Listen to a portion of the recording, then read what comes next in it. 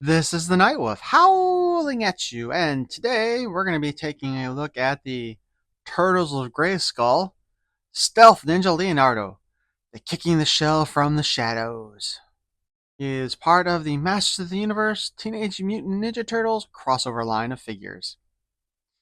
I just want to say again, I think I mentioned this before, I really hate that Nintendo's got their logo on top of the Teenage Mutant Ninja Turtle logo like that. It just annoys me.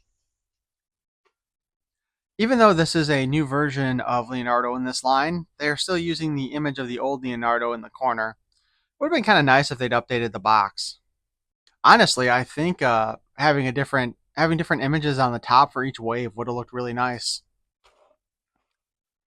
On the back of the box, we see Stealth Leonardo and Stealth He-Man fighting Bebop and Rocksteady, and Bebop and Rocksteady are still separate characters as of this moment. Leonardo knows the way of the ninja like the back of his shell, so when He-Man needed to plan to sneak into Snake Mountain, he knew the best plan of attack. Remain unseen, fight from the shadows, and attack the enemy where they least expect it.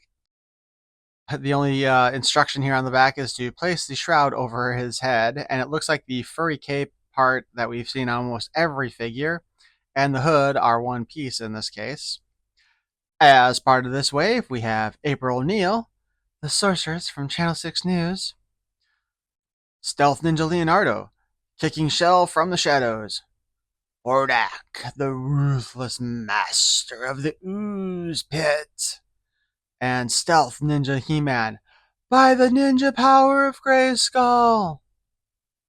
You know, being that in like the 2000X series, He-Man could actually transform into different equipment depending upon his need. I'm kind of surprised that they made up a thing about the shroud of disguise for this line and didn't just, have it be something that he was able to create with the power of Grayskull in the first place. That would also make the call phrase on his card more appropriate.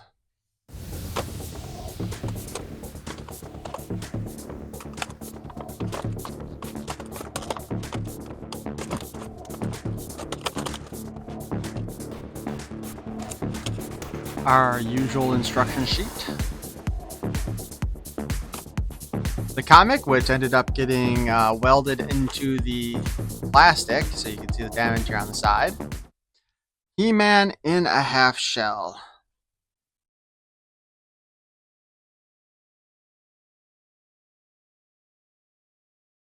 We see the mutated forms of most of Skeletor's troops there.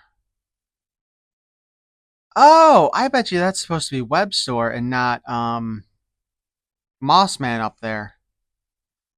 Although the design of the two of them are way similar then.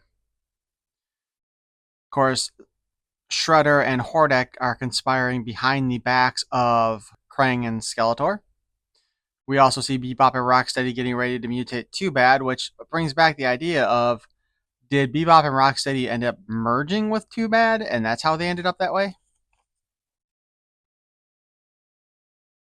But we see Leatherhead bringing, God, seriously, that looks like Mossman there again. I wonder if the artist is confused as to which character they're supposed to be drawing. Anyway, they bring He-Man in to redo the mutation for some reason. And then He-Man rips off the shroud. Okay, so we are back to Mossman. Rips off the shroud, and there's Ram-Man. And boom, he is now Stealth Ninja He-Man.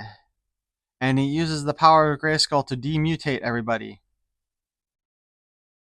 Which apparently, I guess, is turning the Metaboto back into Roboto.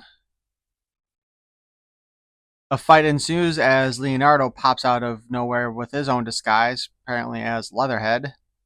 They kick butt, and then, well, I guess actually based on this image down at the bottom, we are going to have Too Bad and Bebop and Rocksteady combined into one mutant. Which goes against all the principles of the mutation thing that they were talking about in previous versions, right? So anyway, Crane and Skeletor show up with the troops to try to go take over Castle Grayskull. The Sorceress and Splinter are having a chit-chat in bubbles.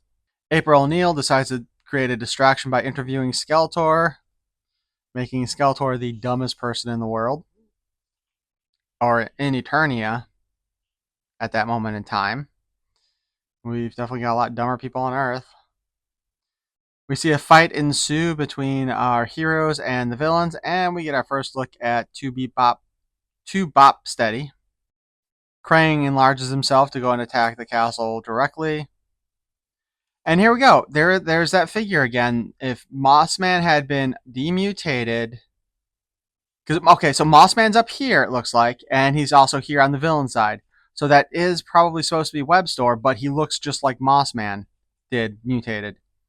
So again, I'm wondering if they really screwed up the artistry there, and what is, like, why would Webstore go from being purple or dark blue to green in his mutation? But Krang gets taller. We see 2 Bop Steady's actually kicking Ram Man and Raphael's butts. Somebody starts shooting lasers at him, at Krang. The Turtles get to the top of Grayskull, where they find Hordak and Shredder on top, trying to sneak in. Splinter becomes a giant-sized spirit and stops giant-sized Krang somehow. And all live happily ever after. And of course, obviously, you could have paused it and read it yourself. On the back, we once again get April O'Neil, the sorceress from Channel 6 News. On the back, we once again get April O'Neil, the sorceress from Channel 6 News. Hordak, the ruthless master of the ooze pit. Stealth Ninja Leonardo, kicking Shell from the shadows. And Stealth Ninja He-Man, by the ninja power of Grayskull. I have no pants. Yeah.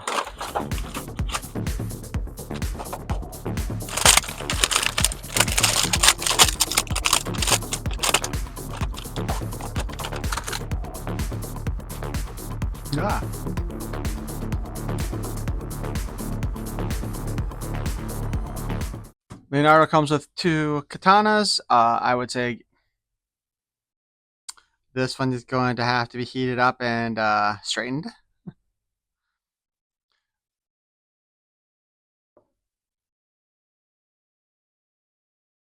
And look, we can actually fit both swords in his back shell thingy. He's got new equipment, although I think, and I'm dumb again because I didn't actually, don't actually have the original Leonardo, but I think this might actually be the same bit of armor that he had on his first version.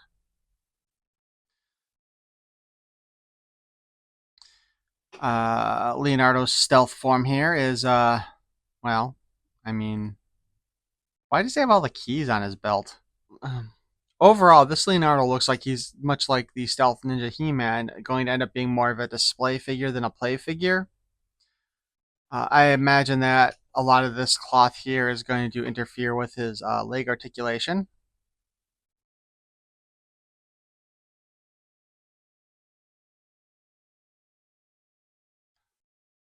And heck, his forearm armor doesn't even want to sit on his forearms properly.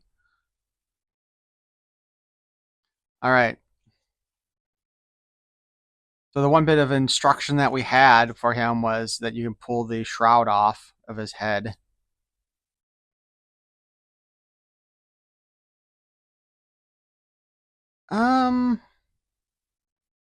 The fur collar here is a new piece. I honestly was expecting it to just be the same as all the previous ones, but it doesn't curl up the way the other ones have, so I want to say it is a new piece. The shroud hood here is also a new piece attached to the shroud hood. Leonardo's got a new head sculpt, it looks like. And with that, his bandana might actually be the same old head sculpt, to be honest. I don't remember what the other one looks like, and I don't have him here to take a look at. They created a new back bandana piece, which, if they are using the same head sculpts over and over again, this would explain why the bandana is a separate piece, so that they can actually add that on later. Because in this case, oh shit. The bandana can be going in the front, which allows him to have the hood on his head. As far as display goes, I mean, I think he looks like a pretty cool figure. I just don't think it's going to be a very playable figure.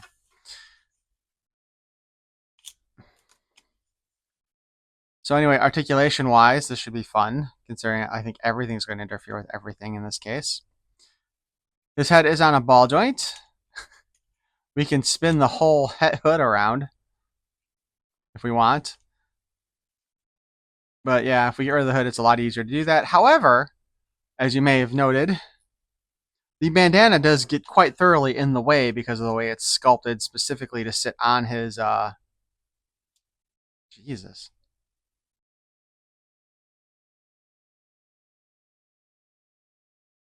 Yeah.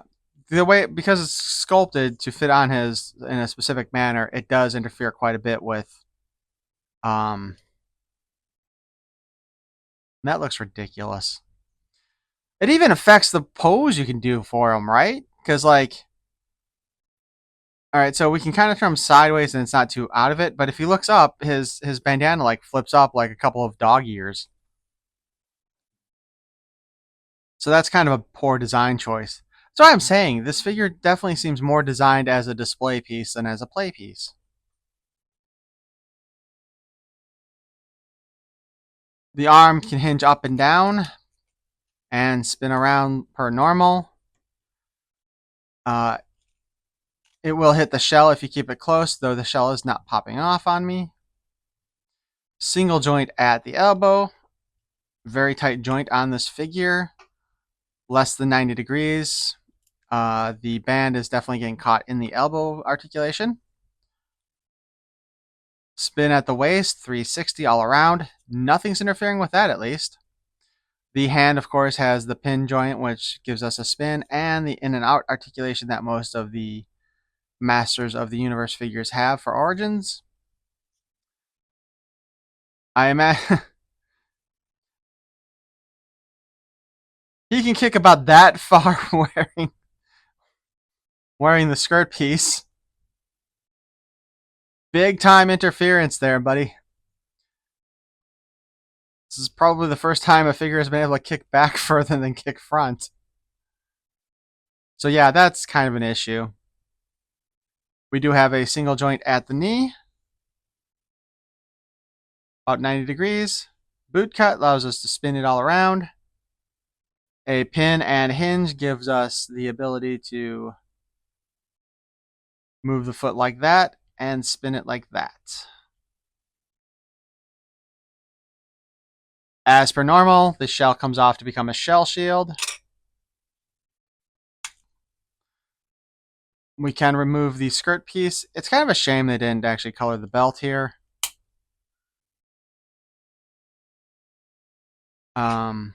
Honestly, if they colored the belt, they probably should have colored the belt in this color. I think that would have been a little bit more dynamic here.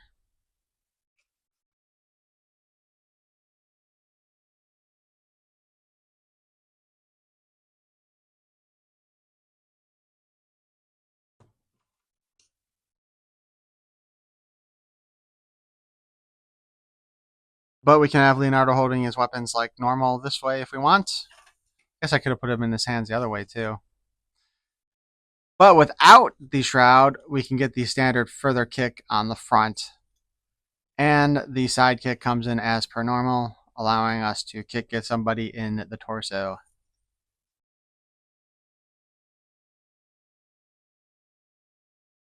Still not a fan of the shell shield. Oh shit.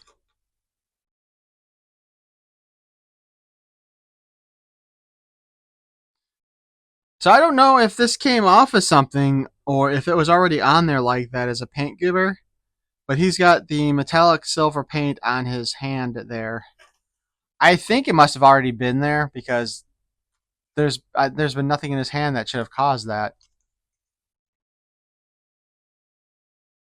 But again, we have the shell shield, which is not my favorite thing that they've done. Although, hey, you can have him still have a sword in there.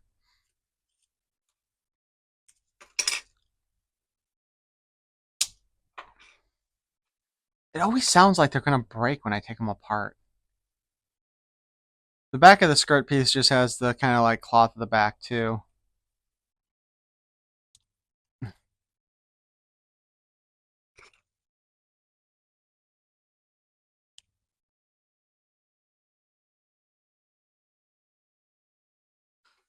But yes, ultimately with this figure, there's not a whole lot of posing you can probably do because of that skirt piece and because of the hood if you want all of his equipment on him. And then there's the whole, with the way his bandana is designed, depending on how you position it, that's going to look weird also if you don't have the hood on him. Figure looks good, just doesn't look playable. Anyway, I hope you've enjoyed this look at our Stealth Ninja Leonardo. And if you did enjoy it, please feel free to subscribe to my channel and leave a like on it. And I definitely want to hear what you have to say about this sort of thing. When they make figures like this, how do you feel about the lack of posability? Do you also think that it kind of kills the playability of the figures? Or do you think kids aren't going to really care too much? A lot of us, when we grew up, we didn't have particularly well articulated figures either in the first place, so maybe it won't make a difference and it'll still be a fine playable figure for kids. You're just going to be doing a lot of this and not a lot of this. Huh. Well, at least the sidekick is a little bit okay. Peace and love.